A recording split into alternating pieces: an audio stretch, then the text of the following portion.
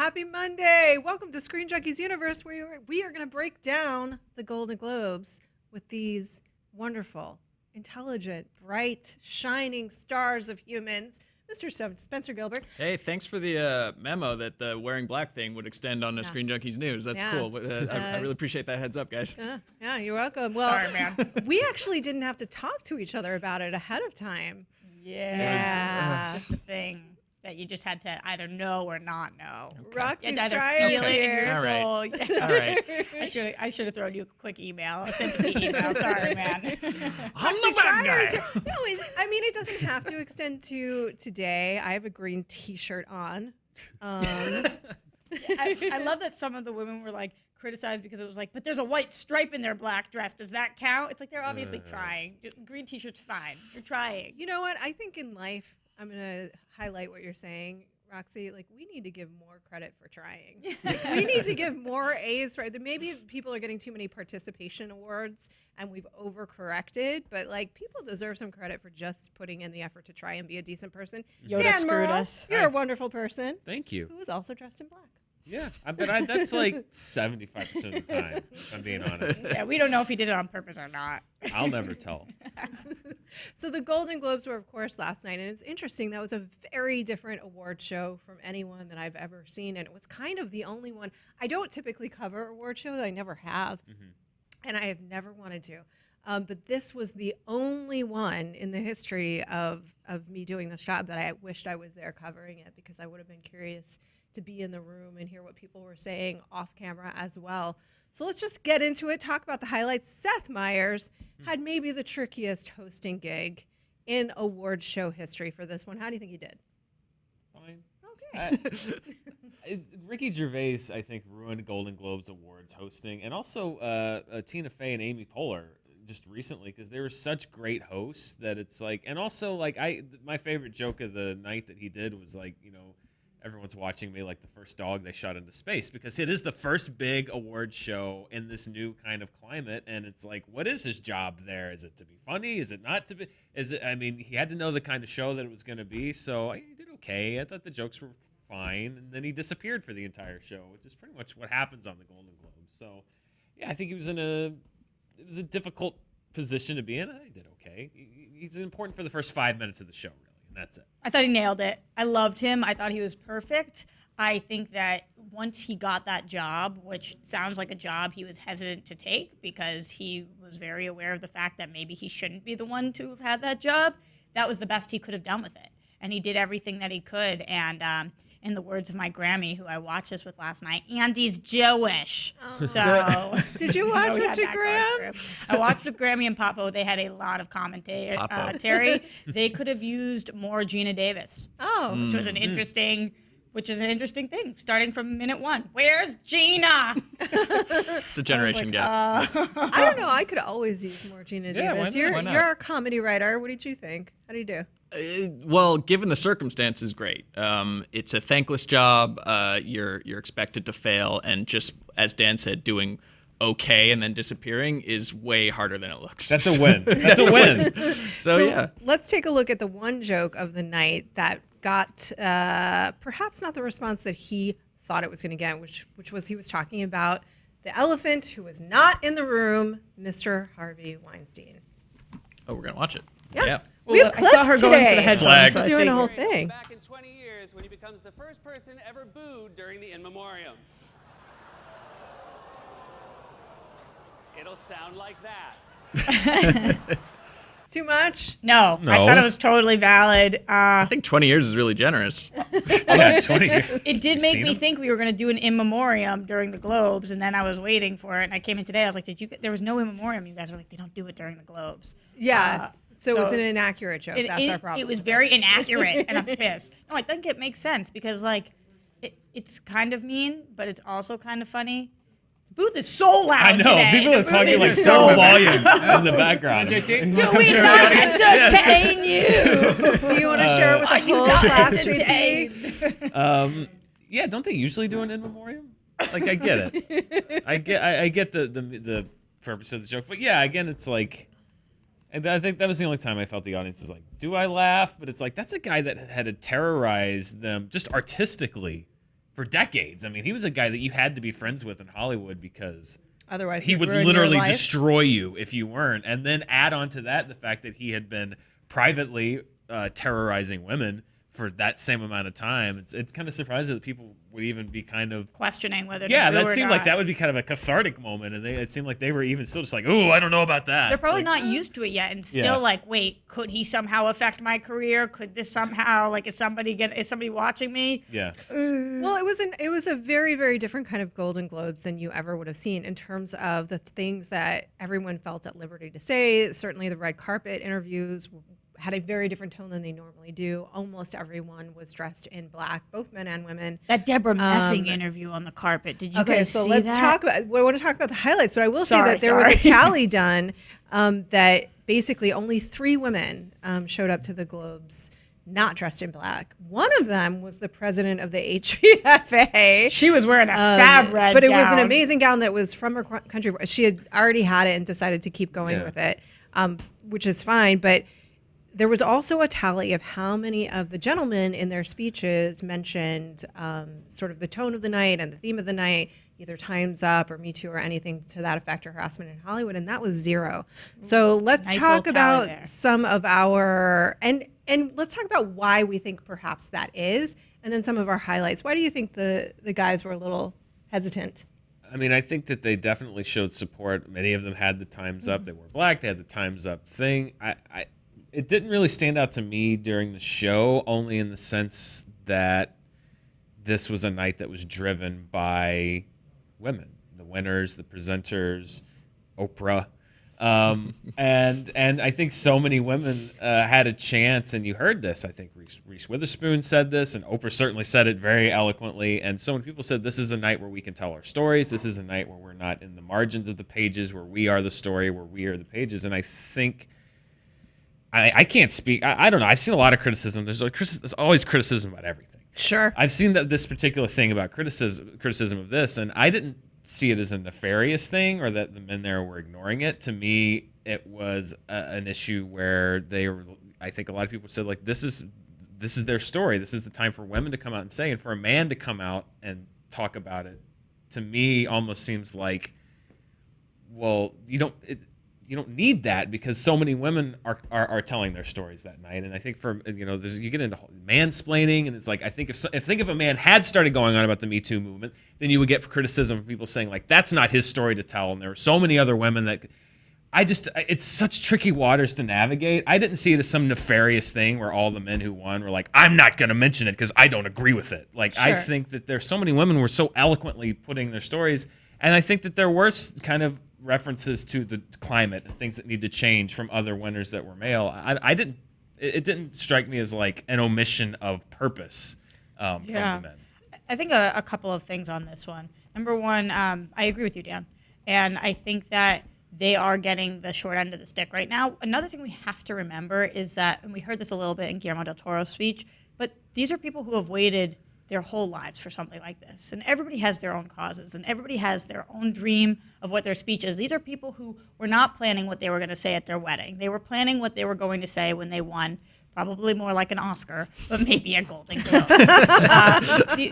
They have their thing, and they've worked their butt off. So they have their own causes. Sterling K. Brown spoke about something that was very important as well. Just because it wasn't the movement that the night was about doesn't mean it wasn't an important, relevant movement. So I think that. Another thing I think, and maybe this is giving the benefit of the doubt a little too much, is that people didn't want to be talked about the next morning when they didn't feel like it was their cause. So if one of these people, like say James Franco, decided to make his entire speech about this, then the next morning what the papers would have said was, James Franco stands up for female rights in heroic speech.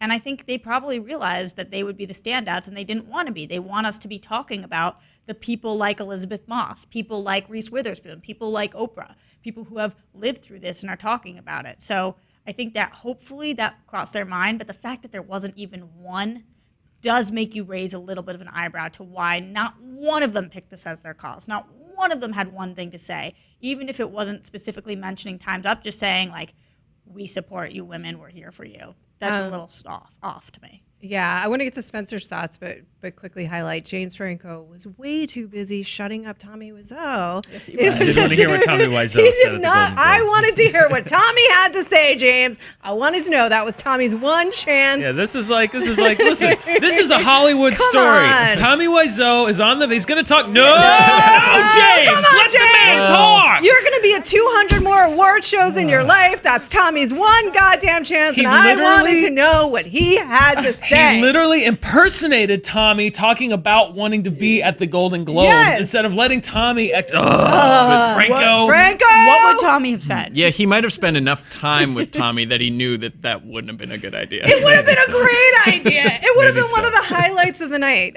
What do you think about the other matters since we are on the same page of outrage about Tommy? I don't think it would have been so hard to spare a couple lines of an acceptance speech, but I think in general, like, men's role right now seems to be to listen to listen to what women have to say and to let them speak for themselves and say what they've been through and what they want out of this situation. And I think that is kind of an important part of this, is for men for once to shut up and listen. Also, in parallel to that, it's like talk about hosting being difficult, like the ability for a man to like nail that speech and to like not say something wrong or like say it in the wrong way.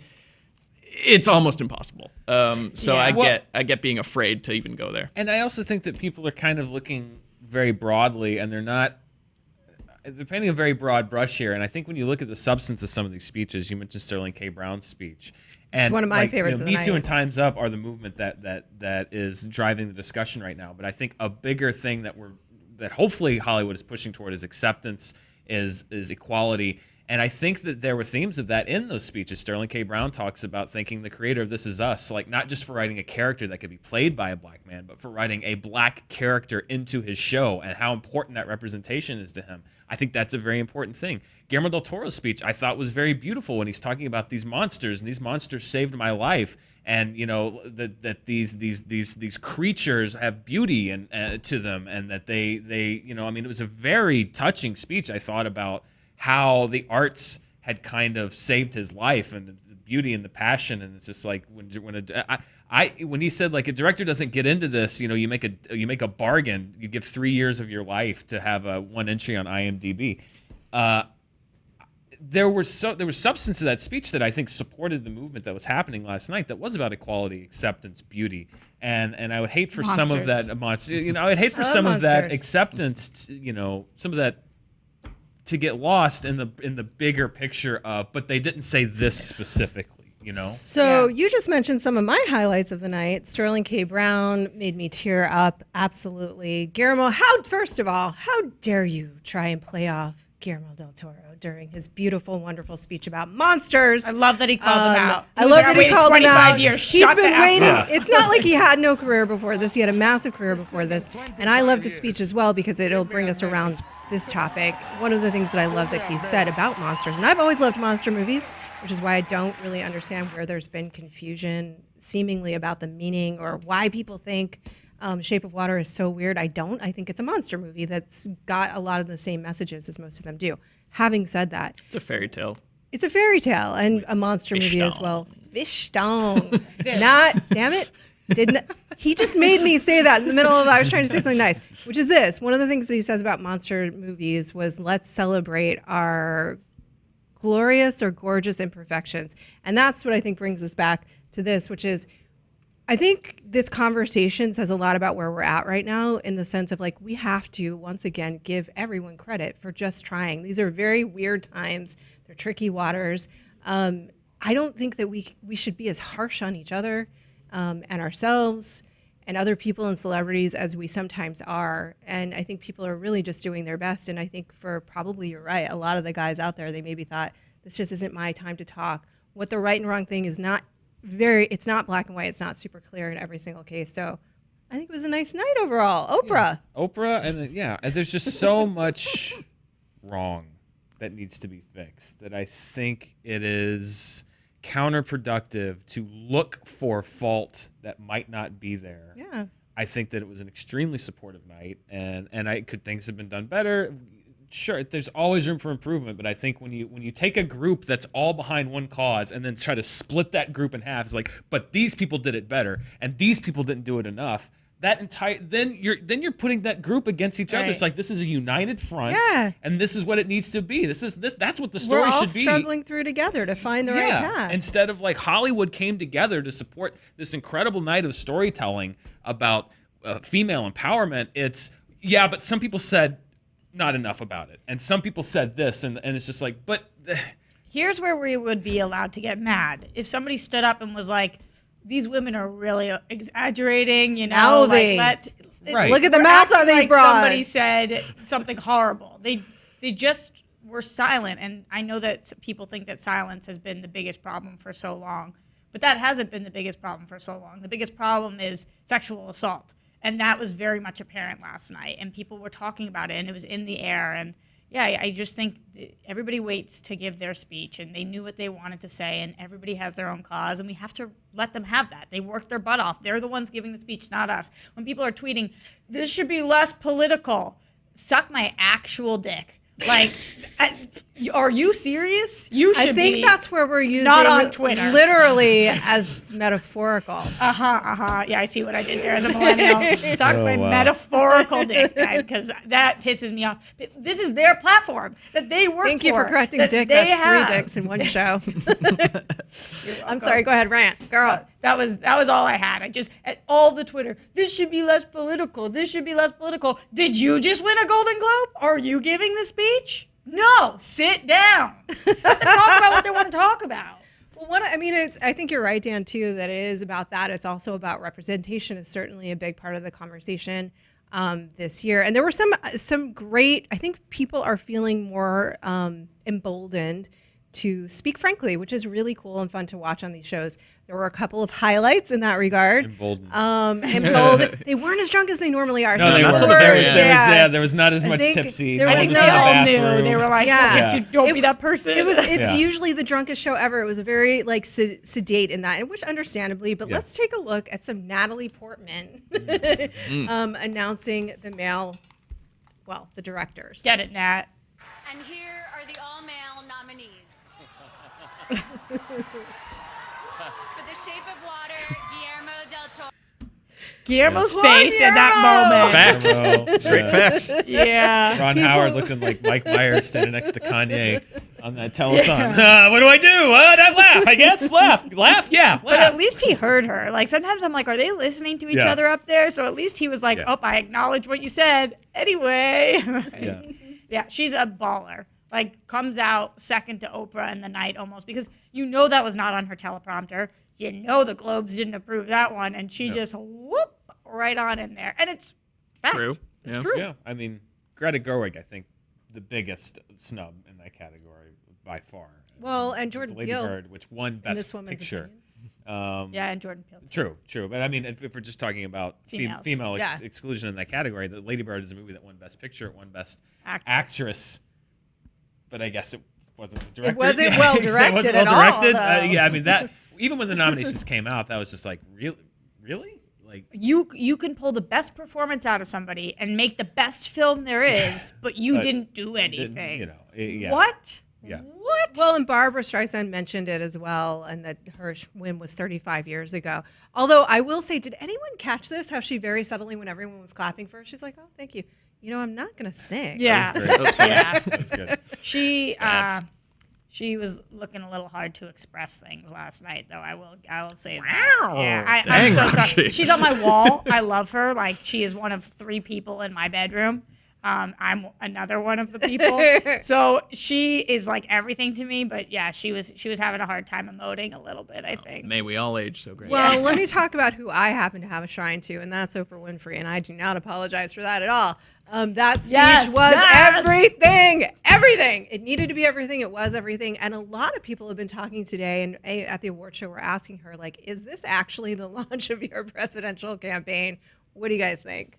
I thought it was a joke until like stuff started coming out this morning that was like, maybe, which is things just get weirder. I mean, listen, I'll take Oprah any day over other options, but it felt like, I mean, just watching it, like there's like Oprah gives great speech, but that felt like more, like watching it is like that felt like more. Like I mean, even watching like this feels like a campaign speech. Like this is like a Democratic National Convention acceptance speech, and maybe it was. I feel though that if Oprah decides to run, that we have no chance Trump doesn't decide to run. Like I'm thinking maybe he might bow out after this. Unless it's Oprah. Yeah, but if it's Oprah, he's like, oh no, it's on, girl, and like then we watch an Oprah Trump battle, and I don't know what's happened to the world. So I love her. I love Oprah so much. I think that if you don't love Oprah, there's something like wrong in your core. She's the best, and that speech was amazing. Would she make a good president? I have no idea, because why would I know that? Do I want her to run? What's happening? Like, I can't even get to the next step where I answer that question because I'm like, what is this? I need to know Spencer's thoughts right now. Well, look, it was an incredible speech. My wife and I rewound it, watched it twice, but like, we can chill with having the TV show president, TV host president for like one term, and what then if like we let she can be people that governor and then senator and then president, or she can get some like. Didn't we just find out that like you can't go straight to president? We did find that out. We learned Unless that it's thing. Kanye who decides to run, and then we would rather Oprah. no. So like, you know, I it would be depends a on the little more one. comfortable if she was Senator Winfrey, the junior senator from Illinois, for like Obama. It. Yeah. Be the junior senator from Illinois for a term or two, and then I'm I think cool. she But lives yeah, in California now.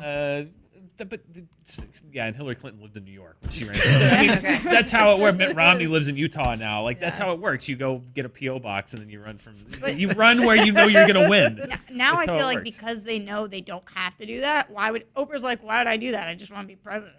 Why would I? work in we were politics talking about elsewhere? this earlier, and the thing is, Reagan was an actor and the president, but he had also been governor governor of California. And I think like we can agree that to do a job, experience is nice, Experience is very nice. and some level of understanding about what the job entails is Do not we a bad think she idea. would win? Yes. Yes. Who's So running of course against she- her? Right. Who's running Who's running against against her? I don't know. Okay, if it was Trump, Yeah, I think Yeah, she would. win. if it was like some old white dude who's like hardcore Republican, I don't know. Yeah, tough to say. that isn't Trump. I don't know. If it's Too Trump, early to if call. it's Trump Oprah 2020, it's like I love Oprah, but I'm gonna buy gold. I'm gonna do everything I criticize. I'm gonna buy gold. I'm gonna build a Yeah. bunker and then bye. Bitcoin. See you in Do you- 15 years. Let's What see where we about are. Tom Hanks as her VP? No, That was strongly mentioned. we can't just elect nice people to be president. he's There's more to likable. it. Nice He's celebrities. super likable and relatable vice president. That can't be the path. I don't want The Rock. I don't want Oprah. I don't want Tom Hanks. Exactly. I don't want there to be the pathway of TV film star to most powerful person in the free world. Besides, giving a car to everyone in the United States would just blow up the deficit. We You don't don't need get a that. car. You don't get a car. Oh man, you don't know how much I would love to see the day that Oprah's like, you get debt forgiveness and you get debt forgiveness. Yeah, and you get a drone strike, and you get a drone strike. Like you have to Yeah. do some fucked up Right. shit. Think as about president. Oprah in the Situation Room. That's the truth, and that's the thing. I was talking to somebody about this the other day. Like, I do not understand why people say they would want to be president. To have to make that. When I was watching The Darkest Hour, and Just Churchill, Darkest Hour, right? The Darkest Hour was another movie. It was a couple Churchill. years ago. Yeah, so Just it's about Churchill. And he has to make the decision to let thousands of soldiers die in order to let a larger amount live. And he has to just live with that. And that's only one decision that has to be made. And so I don't want to have to make those decisions. And I certainly don't want Oprah's mind to be like muddied with that. Those are really difficult, tough decisions to make. Those are not easy things. Leaders should be leaders. Let's talk about surprises and snubs. Get out! Didn't win anything. What the hey? It's a strong year. It is a strong year for movies. I'm sorry. Lady Bird is a great movie. Get Out is tough to categorize. It's in the comedy category. It doesn't. And Peele wasn't even nominated, so you can't win when you're not nominated, unfortunately. The Hollywood Foreign Press is not the key audience for Get Out. I don't think it was a very kind of culturally relevant to the United States, particularly. And Lady Bird's a great movie. I wouldn't call it a snub. I love It was Lady It was Bird. just that a great movie had to not win. And that ended up being Get Out. And the other ones in that category, by the way, except for The Greatest Showman. Yeah, Not a for big me, it would have been the snub came already when he wasn't in the Best Director conversation. I So, agree. because that's the category I think it had the most legitimate claim to. Agreed. I felt And that way the about a rest lot of are things. the rest are all kind of toss ups. Like, yeah. So I was just bummed that it wasn't present at all. I love Lady Bird, as you know, and I hope that they're both nominated when time comes for the Academy Awards. Like, What I'm we hearing don't from you is that you need. don't like Lady Bird. Yeah, is that what you're trying hearing? to Like, say? God, I hate that movie. Because that's what the comments are hearing right now. So 3 Billboards did a lot better. Did some damage. Yeah. Yeah.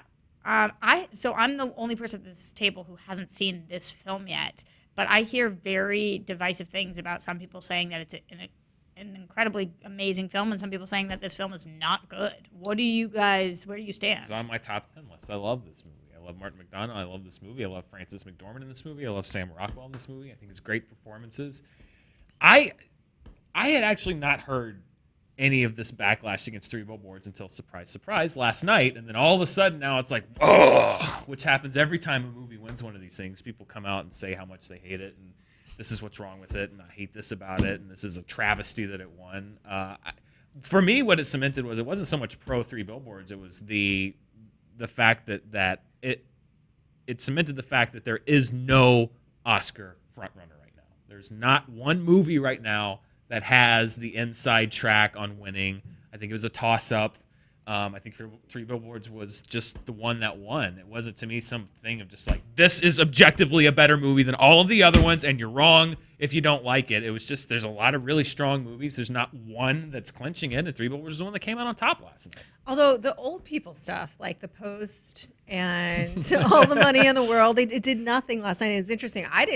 I liked The Post. It was perfectly entertaining. It was a message movie with which I happen to very much agree with the message, but I did But not Spotlight won Best Picture, so Yeah. why not The Post? think I don't Spotlight think to Spotlight me should've was won. a better movie than The Post. I agree. I would agree. The Post is quite. I mean, like, look, this isn't a filmmaker who's got a subtle hand all the time. And The Post, like I said, Are you is a talking about message. Spielberg now? Or what? Yes. Yeah. It got a little whimsical. It got a little whimsical. It got a little preachy. I agreed with the message of the movie. It's perfectly entertaining, but I didn't think it was a great film. Having said that, I think there are much stronger films this year, and that's why I'm hoping come Oscar time, we don't necessarily see Steven Spielberg and Ridley Scott in those director nominations because I don't think they necessarily need to be there. You're not going to Okay, see fair. Ridley Scott there, I don't think. I think that's people are tweeting like it shouldn't have been Ridley Scott. Ridley Scott shouldn't have been nominated, and people are saying that the only reason he's nominated is because he's famous. I will give it to Ridley Scott. I think what he did was incredible. I think it is. I'm not saying he should win, but for people to be like it's ludicrous that he's nominated, he does not deserve to be there. Yes, he does. He arguably had the toughest 2 weeks of Yeah. any director in and he the did industry it, this and year. he pulled it off, and it was a really strong film. And the fact that he was able to accomplish that is great. And he had great performances, and that's one of the main jobs of a director. So I'm not saying that he deserves to be there over other people, but I think just to be everybody being like Ridley Scott, why is this dude there? It's not like he made a crap film and he's a crap director. He's a very strong director who did something very challenging. Yeah. 22 scenes, Fair. Yeah. That's fair. 9 days. Are you for real? That's fair.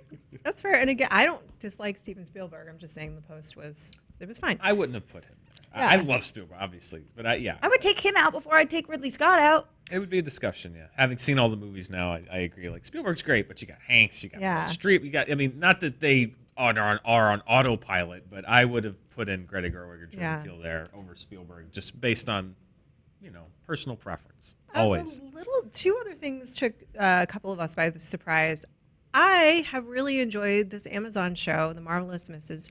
Maisel. I just discovered it. I did not like the ad campaign. I was not drawn to it at all.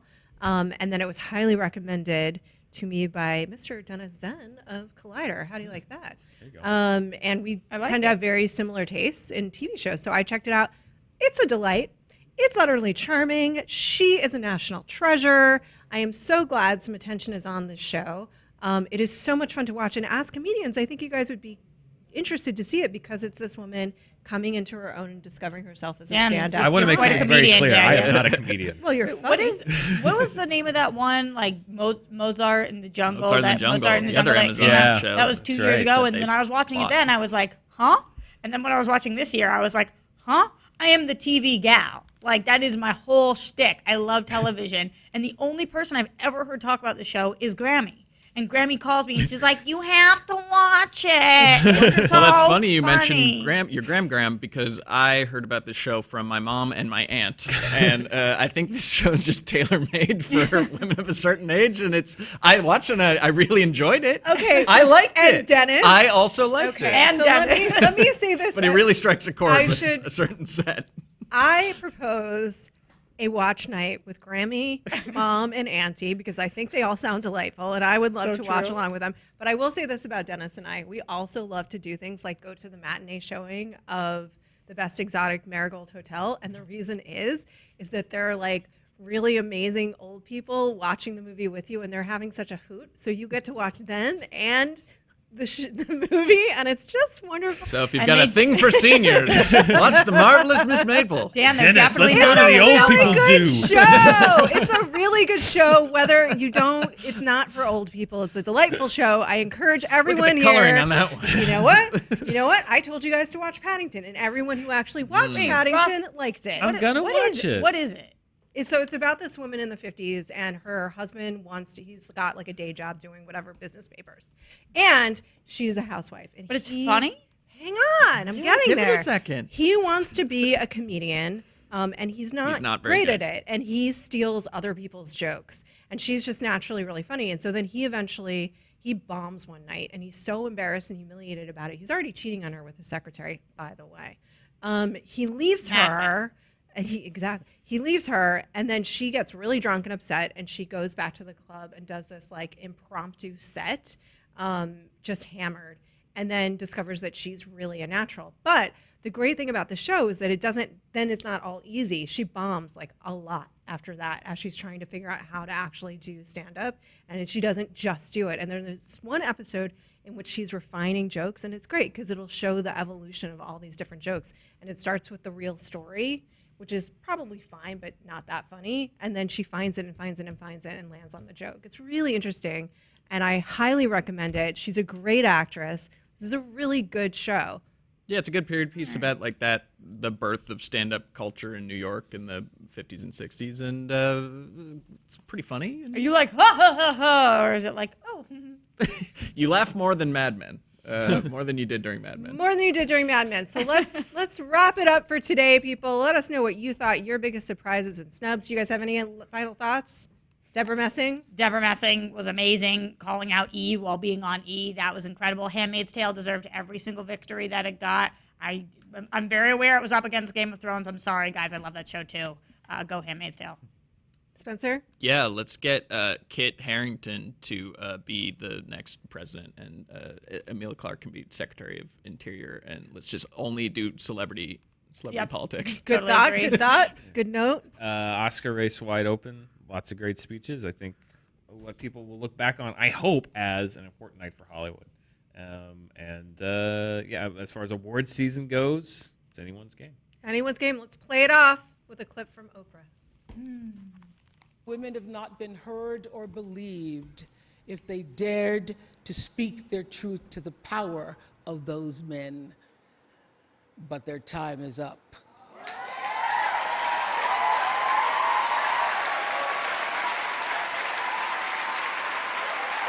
Their time is up.